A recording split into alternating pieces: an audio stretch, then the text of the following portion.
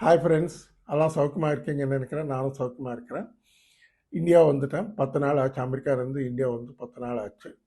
கொஞ்சம் weather conditions அங்கே பயங்கர கோல்டு, இங்கே வந்து பயங்கர சூடு. இந்த சூடு தாங்க முடியல.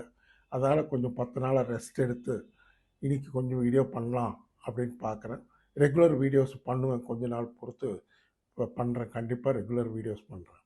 இப்போது நம்ம கிரிப்டோ கரன்சி மார்க்கெட் பார்த்தீங்கன்னா நல்ல பாசிட்டிவ் ஜோனில் வந்திருக்கு. பிட்காயின் பார்த்தீங்கன்னா $1,04,000 கிட்ட ட்ரேட் ஆகுது வந்தது. தச்சமயம் $1,03,000 கிட்ட ட்ரேட் ஆகுது. நான் அந்த வீடியோ பண்ணுற டைமில் நல்ல ஆல்ட் காயின்ஸ் கூட ஸ்லோவாக ஏற ஆரம்பிச்சிருக்கு. யாராவது பையிங் பண்ணிக்கிறவங்க இருந்தால் ஆல்ட் காயின்ஸில் பார்த்து பையிங் பண்ணிக்கலாம். ஏன்னா எத்தீரியம் ஒன்று நல்லா ஏறுது, எத்தீரியம் ஒன்று பார்த்துக்கோங்க. சொலானா ஒன்று ஏறுது, அது ஒன்று பார்த்துக்கோங்க.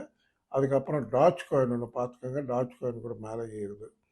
இதுக்கு மெயின் ரீசன் என்னன்னா, லாஸ்ட் வீக் எஃப்ஓஎம்சி மீட்டிங் நடந்தது. அதில் federal reserve bank chairman Jeremy போவல் அவர்கள் அனௌன்ஸ் பண்ணியிருக்காரு, இந்த வருஷம் 3 ரேட் கட் இருக்கும் அப்படின்னாரு. அதால் மார்க்கெட் பாசிட்டிவாக டேர்ன் ஆகிருக்கு. பட் இங்கேருந்து டவுன் சைட் போகிறதுக்கு வாய்ப்பு இல்லை. ஏன்னா டேரிஃப்ஸ் வார் கூட ஆல்மோஸ்ட் அந்த இஷ்யூ கூட செட்டில் ஆகிற மாதிரி இருக்குது. ஆல்மோஸ்ட் செட்டில் ஆச்சு, இன்னும் கொஞ்சம் இருக்குது, அது கூட செட்டில் ஆகிடும்னு நினைக்கிறேன். அதால் பயப்படாமல் தைரியமாக ஹோல்ட் பண்ணுறவங்க ஹோல்ட் பண்ணுங்கள், வாங்குறவங்க வாங்கிக்கோங்க. நல்ல ஆல்ட் காயின்ஸை பார்த்து வாங்கிக்கோங்க. பாசிட்டிவாக இருக்குது ஜோன்னு.